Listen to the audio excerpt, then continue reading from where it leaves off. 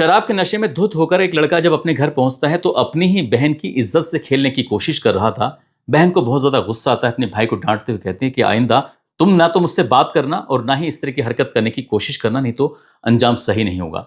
भाई को इस बात पर गुस्सा आता था क्योंकि इसकी बहन का गांव के ही एक शादीशुदा व्यक्ति से अफेयर चल रहा था, उसका प्रेम संबंध चल रहा था और भाई इस बात को लेकर बहुत गुस्से में रहता था और कई बार अपनी बहन के साथ मारपीट कर दिया करता था। लेकिन उसने शराब पीकर कुछ ऐसी हरकत करने की कोशिश की जो बहन को बहुत ज्यादा बुरा लगा। पहली बार तो बहन ने कुछ नहीं कहा, लेकिन यही हरकत जब उसने दूसरी बार की तो उसने इस हरकत के बारे में अपने प्रेमी से जिक्र कर दिया कि मेरे भाई ने मेरी इज्जत से खेलने की कोशिश की है, मैं करूं तो क्या करूं। प्रेमी कहा कि तुम्हें परेशान होने की बिल्कुल भी जरूरत नहीं है, मैं कोई रास्ता खोजता हूं। और प्रेम ने रास्ता खोजा था उसको हमेशा हमेशा के लिए रास्ते से हटाने का, उसका कत्ल करने का, यानी कि उसको मौत के घाट उतारने का। इसके लिए उसने गूगल से मदद ली। गूगल से पूछा कि एक व्यक्ति की हत्या करना चाहता हूं, उसके लिए क्या हो सकता है, किस तरीके से एक व्यक्ति को मारा जाए जिससे क्या इस बात का किसी को एहसास भी ना हो। ऐसे करते करते महीनों तक वो सर्च कर रहा था, महीनों से कोशिश कर रहा था, तो उसे एक पोटेशियम साइनाइड के बारे में पता चलता है। तब उसने गूगल से पूछा कि हेलो गूगल, मुझे पोटेशियम साइनाइड कहाँ मिलेगा जिससे क्या किसी को इस बात का पता भी न चल सके।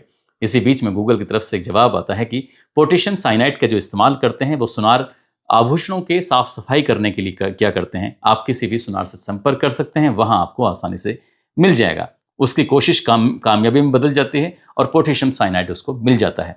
वो अपनी प्रेमिका के भाई की हत्या करना चाहता था, इसलिए उसने पोटेशियम साइनाइड का इस्तेमाल किया। लेकिन वो ये नहीं जानता था कि इसके इस्तेमाल से एक नहीं बल्कि 3 कत्ल हो जाएंगे। 3 कत्ल हो जाते हैं, वो भी बिल्कुल परफेक्ट रूप में। पुलिस प्रशासन ने जब इस मामले की जांच पड़ताल करना शुरू किया है और 3 कत्ल की पीछे की जो वजह सामने आई है, तो लोगों को यकीन नहीं हो रहा था कि इसके पीछे की इतनी भयानक वजह भी हो सकती है।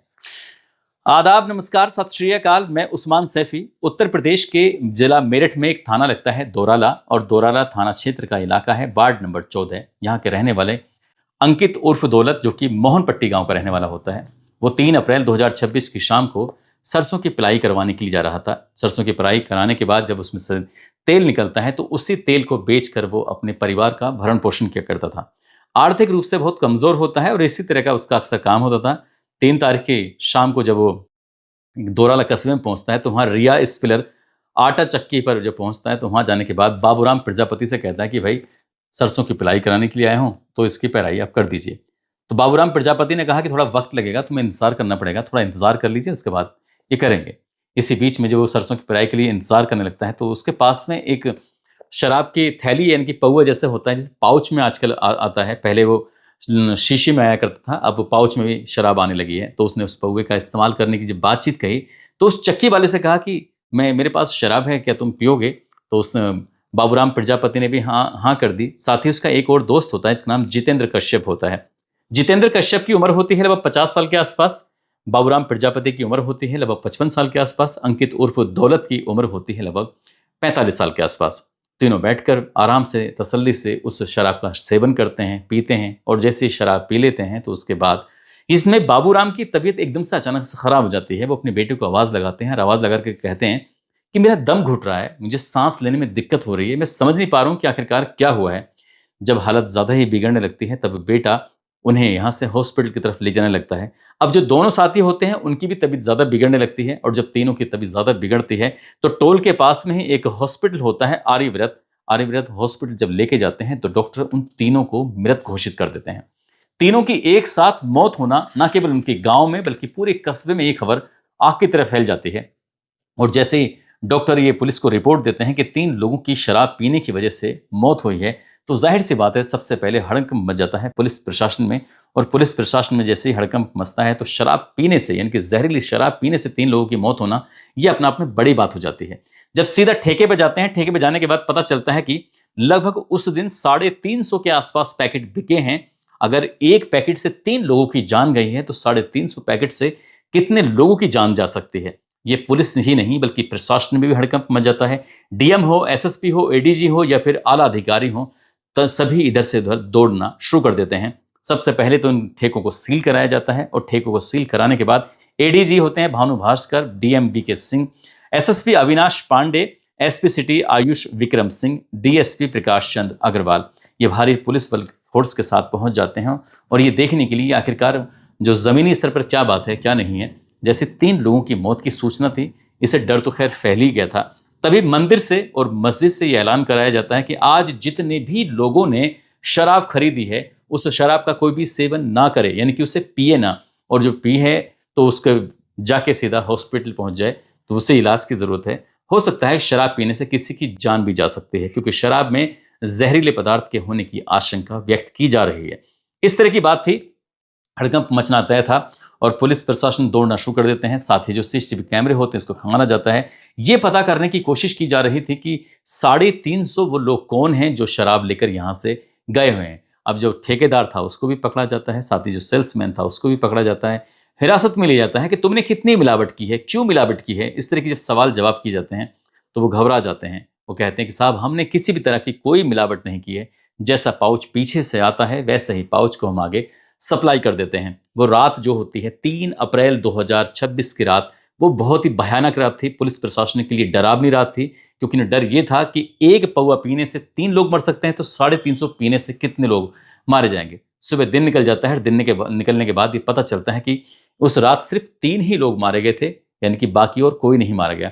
इससे पुलिस ने कोई राहत की सांस ली, और राहत की सांस लेने के बाद ये अंदाजा लगा लिया कि शराब में जो बेची गई थी उसमें कोई दिक्कत नहीं थी, लेकिन जो पी गई थी उस वक्त 3 लोगों ने जो पी थी, जिसमें अंकित है, बाबूराम है, जितेंद्र है, उन्हीं की शराब में कोई दिक्कत थी। लेकिन ऐसी दिक्कत क्यों आएगी?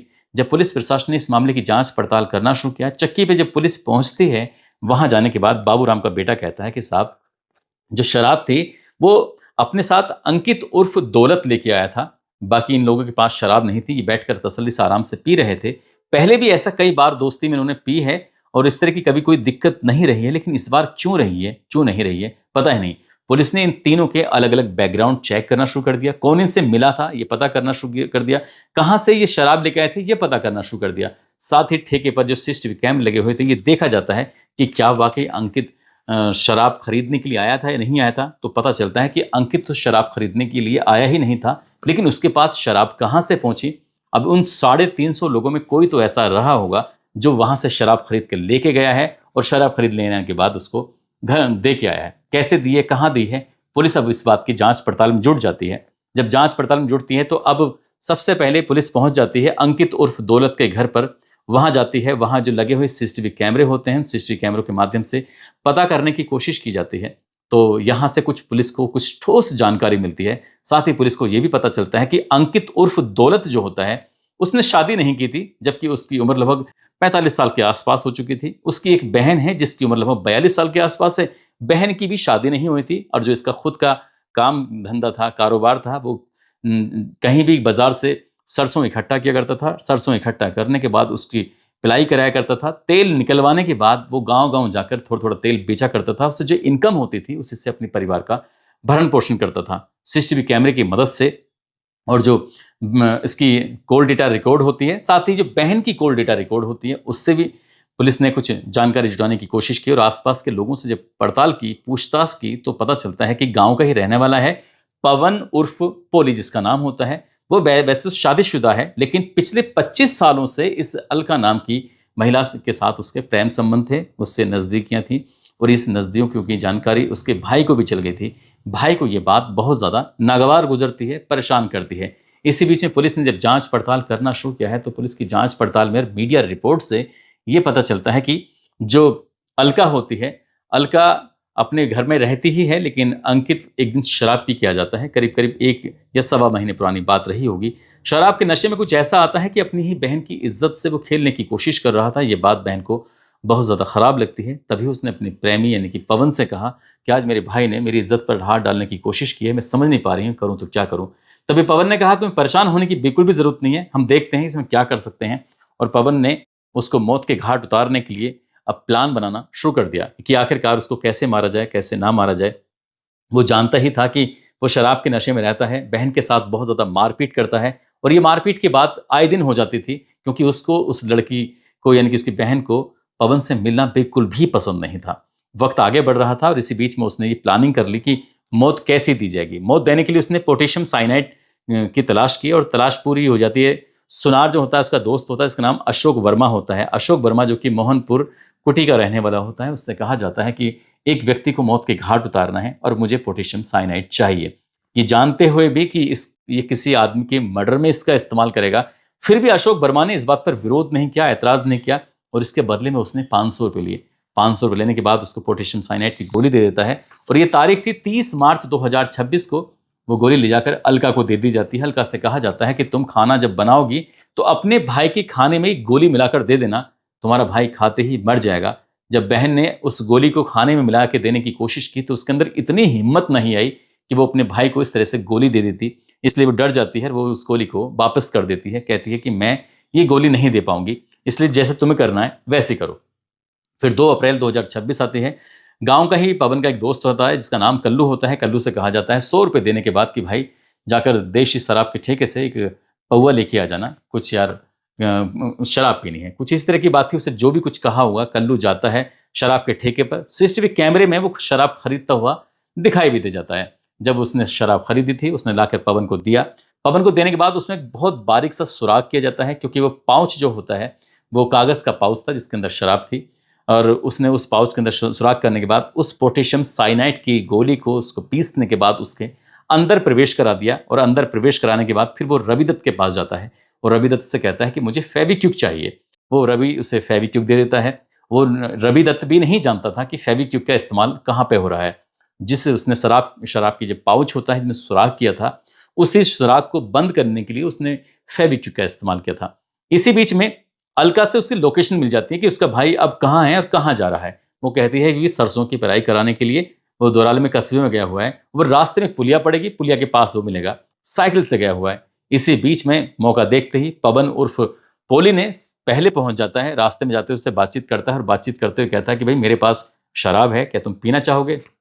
जैसे ही फ्री की शराब उस अंकित उर्फ दौलत को मिलती है, एकदम खुश हो जाता है, उसकी शराब लेके निकल जाता है। सीधा उस स्पिलर और आटा चक्की जो होती है वहाँ पहुँच जाता है। वहाँ जाने के बाद अपने दोस्तों से कहता है, जिसमें उसका बाबूराम दोस्त होता है, एक जितेंद्र होता है, उनसे कहता है कि बैठ कर चलो शराब पीते हैं, जब नंबर आएगा तब आएगा, देखा जाएगा। बैठ कर शराब पीते हैं। थोड़ी देर में पीने के बाद उनकी तबीयत इतनी ख़राब हो जाती है कि हालत ख़राब होती है, सीधा हॉस्पिटल लेके जाते हैं। और हॉस्पिटल ले जाने के बाद वो तीनों की मौत हो जाती है। पुलिस ने जब इस घटनाक्रम का खुलासा किया तो लोगों को यकीन नहीं हो रहा था। हालांकि बहन ने के साथ जो भाई ने इज्जत के साथ खिलवाड़ करने की कोशिश की है, वो महज एक ही हिंदी अखबार में ये बात की का जिक्र हुआ था, किसी और अखबार में नहीं हुआ था। वो भी हिंदुस्तान अखबार में एक सीनियर जर्नलिस्ट से मेरी इस बारे में बातचीत हुई थी। वहीं से इस बारे में जानकारी हुई थी कि जब 2 अधिकारी बैठकर आपस में बातचीत कर रहे थे, सीनियर जर्नलिस्ट भी उनके पास बैठे हुए थे, कि हत्या का मेन कारण क्या था, मोटिव क्या था। जो प्रेम प्रसंग पिछले 25 सालों से चल रहा था उसमें तो एकदम से कभी ऐतराज नहीं हुआ, लेकिन अचानक से 1 महीने में ऐसा क्या बात हुई जो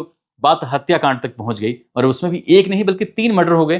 तो उन्होंने इसके पीछे के 2 कारण बताए थे कि इसके हाईवे पर लगभग 4 बीघा जमीन थी जिसकी कीमत लगभग 6 से 8 करोड़ रुपए बताई जाती है, और दूसरा ये कारण बताया जाता है कि जो उसने अपनी बहन की इज्जत पर हाथ डालने की कोशिश की है। हालांकि हर अखबार में इस बात का जिक्र नहीं हुआ था, लेकिन पूरे गांव में दबी जुबान में लोग इसी बात पर जिक्र कर रहे हैं कि एक भाई अपनी बहन के साथ ऐसा कैसे कर सकता है। जब पुलिस ने इस घटनाक्रम का खुलासा किया, जो तीनों आरोपी होते हैं, जिसमें अलका होती है, उसका प्रेमी पवन होता है, और जिस सुनार से वो पोटेशियम साइनाइड खरीदा गया था जिसका नाम अशोक वर्मा होता है, तीनों को ही गिरफ्तार कर लिया जाता है। गिरफ्तार करने के बाद उनको तीनों को जेल भेज दिया जाता है। जब जेल भेज जा रहे थे तो पत्रकार ने यह भी जानने की कोशिश की कि इस मामले में इनको क्या सजा हो सकती है। पुलिस ने जिस खूबसूरती से जांच की है इस ब्लाइंड मर्डर की, इसका खुलना वाकई बहुत मुश्किल काम हो जाता, लेकिन पुलिस ने इसमें हर एक पहलू की बड़ी बारीकी से पड़ताल की है। बहुत बड़ी संख्या में, बड़ी मात्रा में उन्होंने जो एविडेंस है वो भी इकट्ठा कर लिए हैं। इकट्ठा करने के बाद अब चार्जशीट लगाई जाएगी, कोर्ट में दी जाएगी। अदालत में इन आरोपियों को बड़ी से बड़ी सजा यानी कि आजीवन कारावास होने की पूरी संभावना जताई जा रही है। दोस्तों, इस पूरे घटनाक्रम को सुनाने का उद्देश्य किसी को परेशान करना नहीं है, किसी का दिल दुखाना नहीं है, बल्कि आपको जागरूक करना है, आपको सचेत करना है। और जाते जाते अलवर के रहने वाले हैं आज्ञाराम तिवारी की शादी की सालगिरह है। इनको शादी की सालगिरह की बहुत बहुत शुभकामनाएं, बहुत बहुत मुबारकबाद। और कुछ लोगों ने नाम लेने की अपील की है, जिसमें एडवोकेट काजल केशरी हैं, तक्षशिला, परवेज अख्तर, पन्ना लाल, भरत पटेल, अविनाश कुमार, औरंगजेब खान, राजकुमार सिंह, मोहम्मद शाहिद शेख, निसार अली, रोहित केशव, हासिम सिद्दीकी, इम्तियाज खान, जयपाल चौधरी, रमेश, रईस कुरैशी, रेखा वर्मा, राजीव कुमार, आनंद कुमार पटेल, मनदीप सिंह, वरुण कुमार, समर्था राम सारण, हरीश विधुड़ी, गणेश उपाध्याय, अर्जुन लाल। आप सब लोग अपना ख्याल रखें, सुरक्षित रहें। जय हिंद, जय भारत।